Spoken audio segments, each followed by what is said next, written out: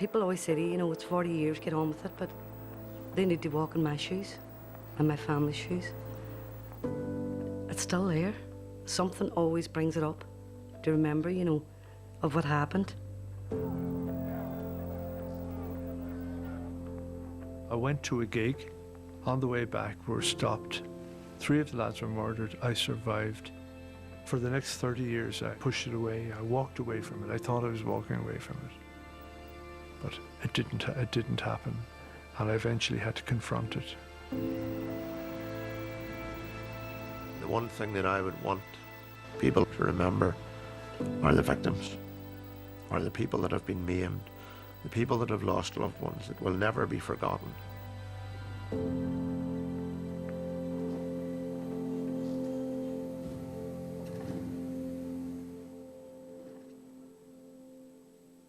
There were 7 of us. There was 4 boys, 3 girls.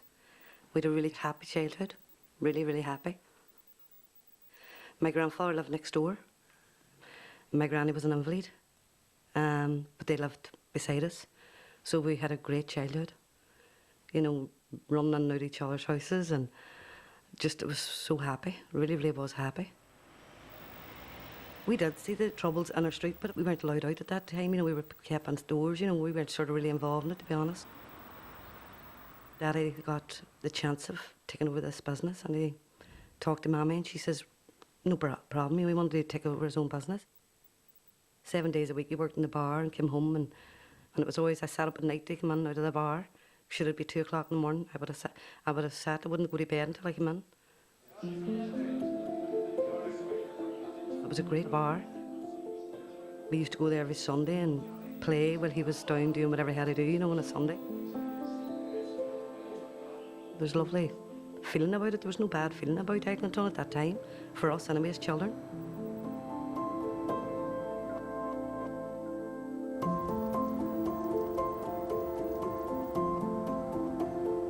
My father's intention was, I was born on the farm, and he intended that I would farm when I would turn 18. I made a great nucleus of friends. We tinkered about at cars, we went to car rallies, we went to car hill climbs and so on, and enjoyed what young 22-year-olds would do.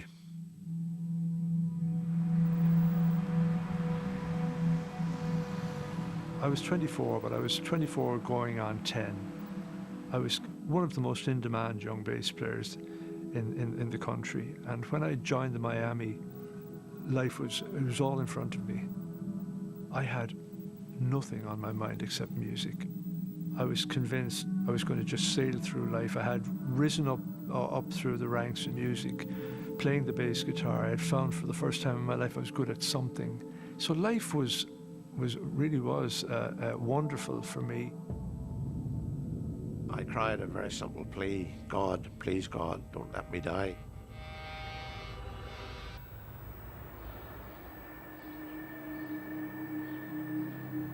On the day I met up with my friend, we had pre-arranged we'd meet up in Mackerfeld. And he says, oh, I want you to drive my vehicle tonight. We're going off to Port Stewart. At that stage, we were looking for prospective girlfriends. So we headed off to Port Stewart, and we walked up to Morelli's ice cream parlour. My friend turned to me and said, look, we need to head back for home. You're back to the joinery workshop, to the stores on Monday morning, this being the Sunday after Easter, and I'm back in the building site. He was a part-time builder and also a part-time reserve policeman. We made our way towards his home, and as we drove down the short laneway, there was a row of beech trees on the right-hand side in the field, and as we rounded the bend, bang, bang, bang, the automatic gunfire began. The gunman opened fire from a field. The men were easy targets as they drove down a lane. The part-time policeman was hit in the shoulder. The other passenger in the car, a civilian, was shot 4 times in the back and in the stomach.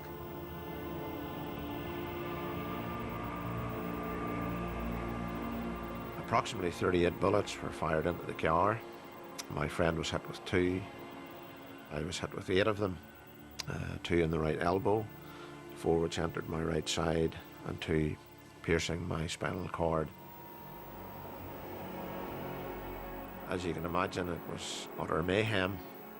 I'll never forget the screams of his sister when she entered the farmyard from the home and saw what was utter mayhem. I cried a very, very simple plea: God, please God, don't let me die. Being a born-again Christian and a believer, I had a very, very strong faith, and I knew that God was in control of the situation. He didn't put the gunmen behind the trees, but he was going to bring good out of the whole experience.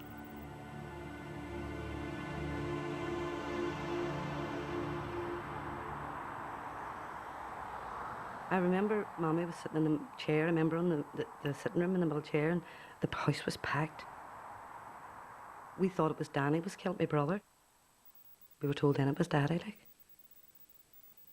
Mommy got through a phone call of a priest in Eglinton to say that he was dead, like.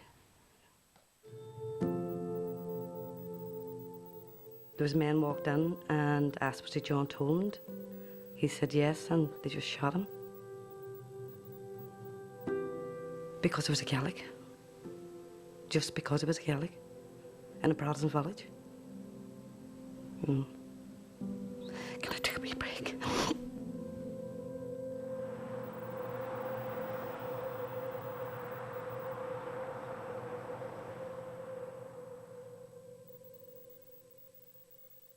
We were due to play in Banbridge on the Wednesday night.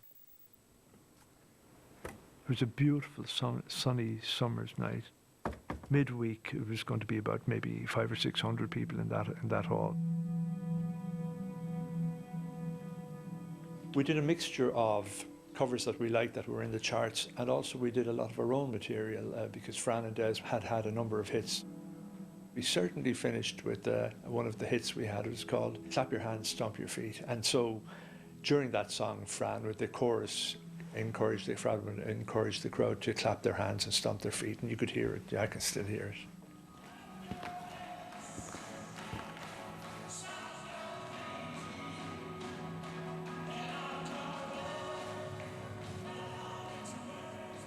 We left Banbridge.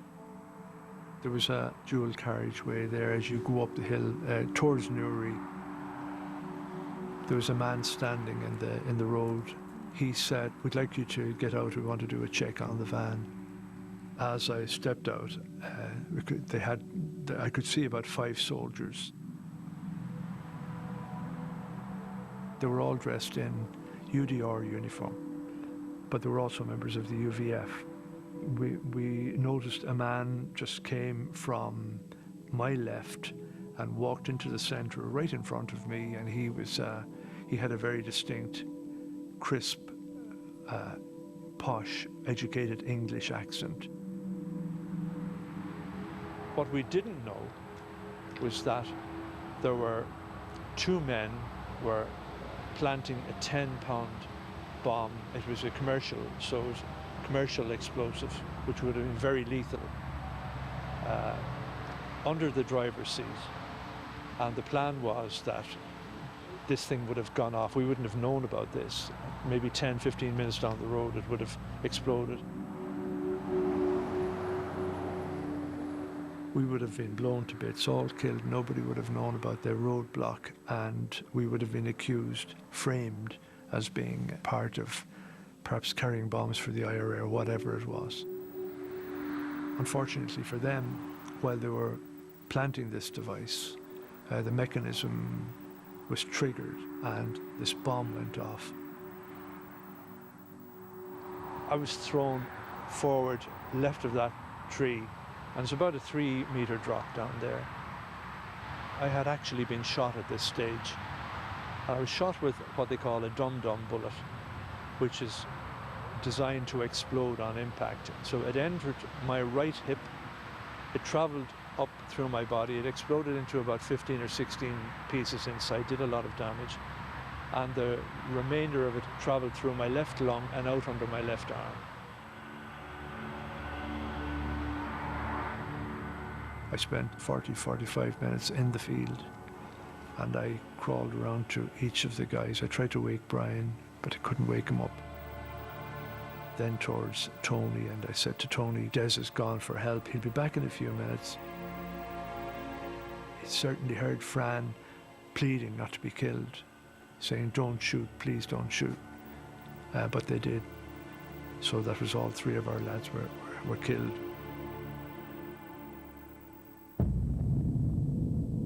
There was still that missing part at home, you know, it wasn't as happy as what it was.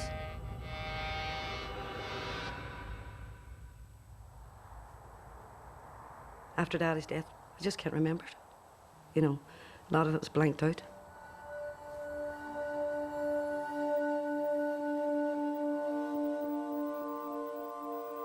It was UFF, but they put that rumour around that he was involved with the IRA, which wasn't true.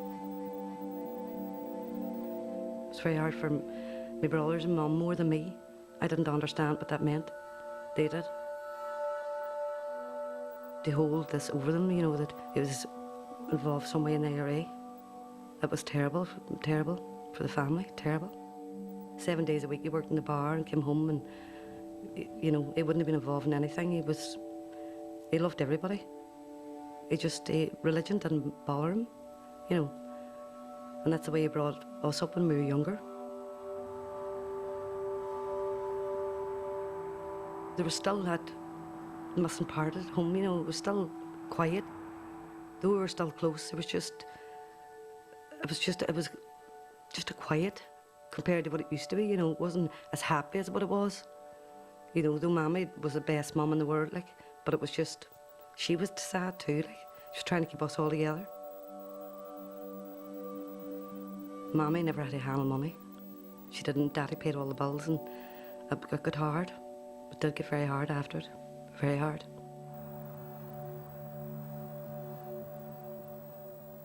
There was a lot of fear. I had a lot of fear at that time. Because when Daddy had died, I went to bed this night and we had an arch window in our home. It was my brother's room. And I went in and lay in the bed and I was sleeping. I'm nearly sure I was sleeping. And I heard the door opening and when I looked round, Daddy was standing on the bedroom. And I thought, I'll never forget the knot I had in my stomach. And I thought, what's going on? He says, everything's going to be okay. And I just went in squealing. Never forget the squealing. And they were run up the room. He was in the room. He came in and told me that he was going to be okay. I saw him. And I don't know, I wasn't feared of him, but I took an awful lot of fear after that.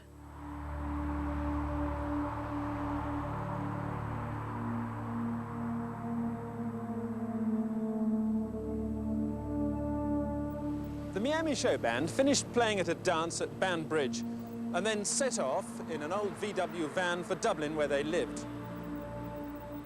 3 members of the band were shot dead and a 4th managed to escape by jumping through the hedge. The bodies of 2 other men were discovered near the wreckage of the van, which had been destroyed by a bomb. Tattoo marks identified them as having been members of the Protestant Ulster Volunteer Force, the UVF. I knew that I had been in something bad, but I couldn't make sense of what had happened. I thought that we had been caught in a crossfire between whether the security forces that were talking to us had been attacked. It never dawned on me that the security forces would be the ones to kill us, the people that were there to protect us.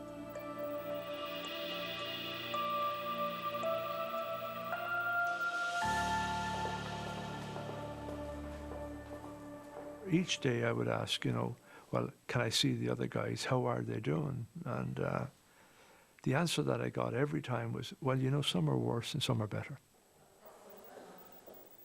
One day, Anne came in with a priest. He said, Brian, and I said, no, don't tell me. And he said, yeah, he said he was, I wouldn't say he was killed. I just wouldn't say it. He said, yes, he said, unfortunately, Brian didn't make it. And Fran is gone too. I couldn't believe this is like an icon. This is a super, they don't die. People like that don't die, you know. There was a pause and they said, and Tony and I just ushered them out. I said, no, I wouldn't listen to that.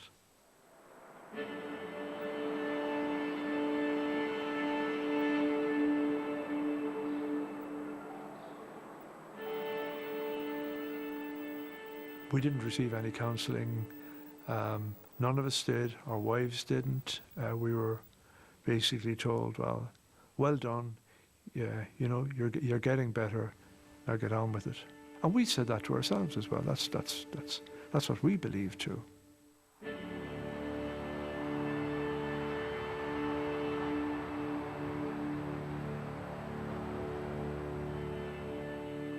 I agreed to go back with the band when we were reforming. I was very keen to do that, more keen than able. I went back in, I think it was about October. I was wearing a leather jacket, and I felt the leather jacket was actually holding me together.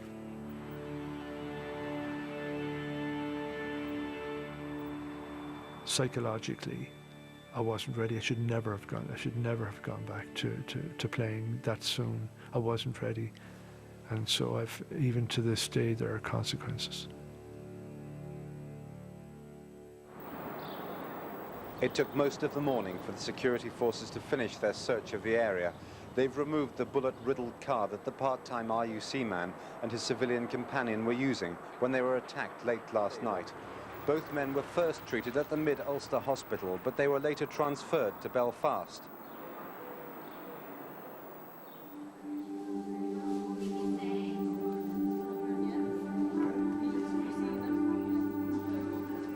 When we arrived at Belfast, I went into theatre. They did tell my parents that this man is another miracle to be here. We have treated patients who have had one bullet wound in the places and the areas of their body that your son has, and it's another miracle that he's still alive. I can physically never remember being told you will never walk again, but it was a progressional thing over the number of months in hospital. I spent just all of 2 weeks in the City Hospital, and then was transferred to the Spinal Injuries Unit in Musgrave Hospital, and there I learned to rehabilitate to lifestyle in a wheelchair and getting fit, where my arms would become my legs, as it were. I would say the aftermath has been difficult. At the age of 22, it was like being hit with a bolt of lightning.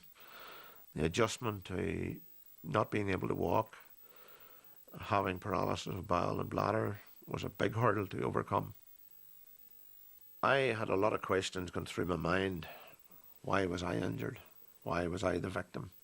I was questioning through my Christian faith, God, why me? One of the other daunting questions was, will I ever be able to have family because of the injuries? Will I ever see the chance of having a wife, having children, getting married? There was a lot of questions about the future.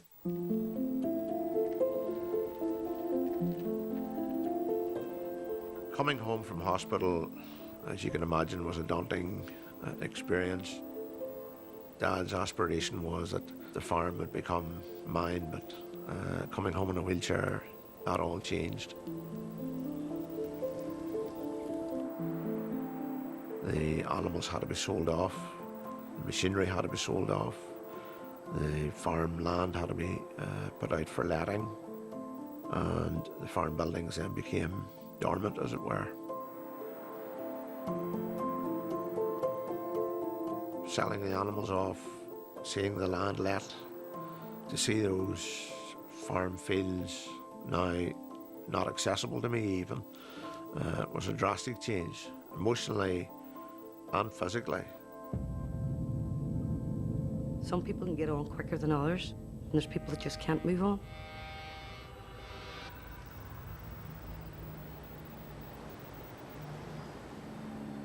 I still would be afraid, you know. I don't go up to town on my own. I go up to town maybe once a year, or I would still have a fear crossing the bridge. I would get this knot, I remember at that time, you know, crossing the bridge. I just remember the knot, the night that he died, and I still get that knot, you know. I would be a very anxious person now, But I wouldn't have been. I'd be very, very anxious.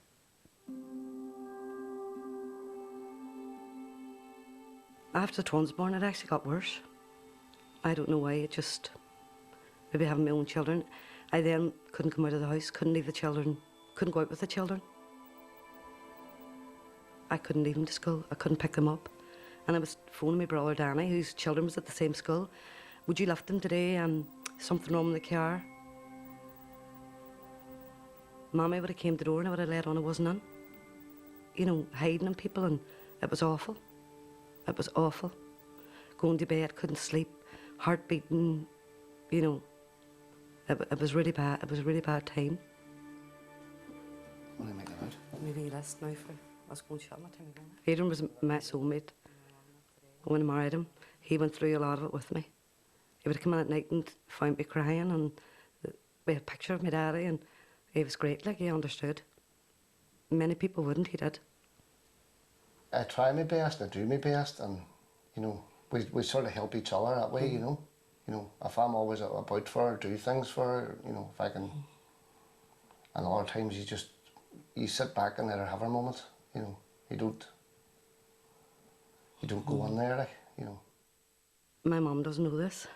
We used to go to, Adrian worked in main soft drinks at the time, and I couldn't stay in the house on my own. I says, can I go with you? And he says, right, okay. So I went out in the lorry along with him, and we pulled down to Comore Point one day. And I was sitting in the van, he was out doing the delivery, and I thought, I could jump in that water and it'd be over in 2 minutes. And then he opened the lorry and that was it. But I'd thought about that a couple of times when we were at Comore Point, and then I started to get scared. I says, you know, why am I thinking like this? You know, maybe it's better if it's over. And that was scary, really scary. This was the first time I'd been back here from that day. And when I pulled in, I went, we're going down there. But then when we pulled in here and looked at the view and the calmness and the peace, it was a different feeling. It was more like, there wasn't that lonely feeling that it was then. You know, there was this happy feeling that it was beautiful and it was a nice place to be. And I'm actually glad I done it today, just to come down and see what I was so frightened of. You know, definitely. Beautiful.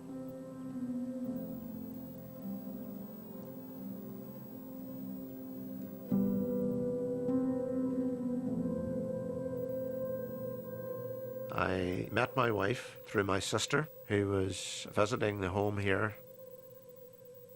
I took Elaine home, dropped her at her home in Moneymore, 6 miles away, and we sat and chatted outside the house, which seemed 20 minutes, but turned out to be over 2 hours. And she reached across and she kissed me in the cheek. And she said, we'll do this again. And we've just celebrated 25 years of marriage last year.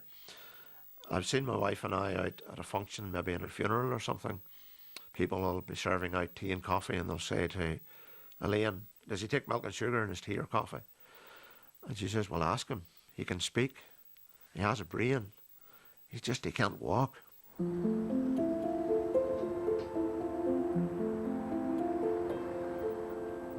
Thankfully, as I move on in life, I got involved with Wave Trauma, just to be able to meet folks that are in similar circumstances.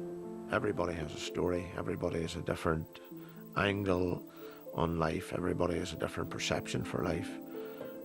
But it's amazing when you get with people with like ideas, how you get those answers that you're searching for.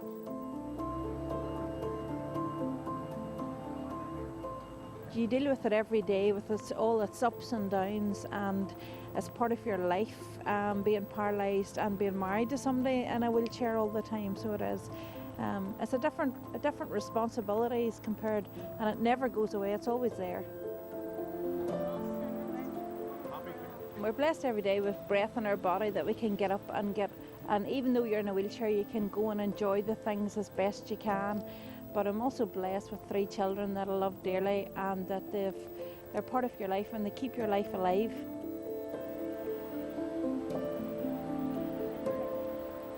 Port Stewart is very, very special to Elaine and I. We were on holiday last August of last year for a week, And I have a life stand wheelchair that was bought to me. And it brings me from seated to standing. It's fully mechanical, motorised. The first time in 32 years we're able to walk the pathway that brings you from the Strand down along the beach, down along the rocks.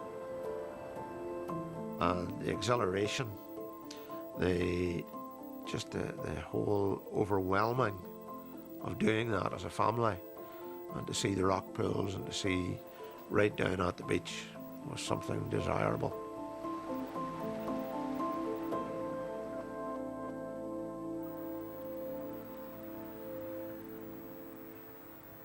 For the next 30 years, I pushed it away. I walked away from it. I thought I was walking away from it.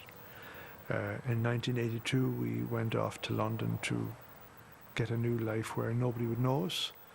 I thought I'd get my life back, but it didn't happen, and I eventually had to confront it. Not from day one have I ever felt any anger or resentment towards the people that did this. And when I met the UVF leadership, I thought perhaps this is the day when I'll be able to eventually be like everybody else and be normal and be angry. And I couldn't. I wasn't able to be. I felt that sorry, not just for them, not just for me. I felt sorry for all of us. Why are we in this terrible thing?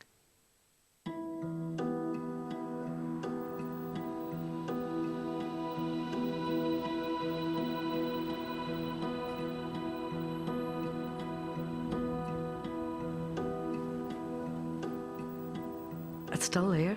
Something always brings it up to remember, you know, of what happened. But I'm trying to deal with it in a way that I can deal with it now, you know.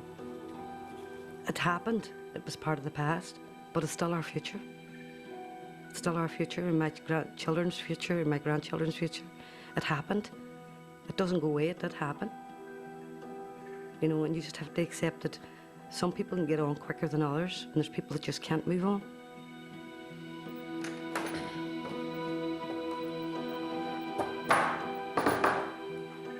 Yeah, I'm optimistic about the future. I'm excited about the future as the children grow on. Having the children add that extra special attraction to life. I only wish, this is a heart of hearts, I only wish that the troubles had ended the night I was shot. My shooting would have been worthwhile. But there were so many atrocities following it for years, so it was really a waste.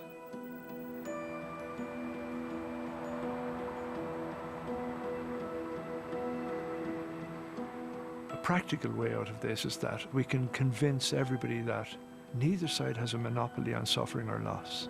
That's the first step.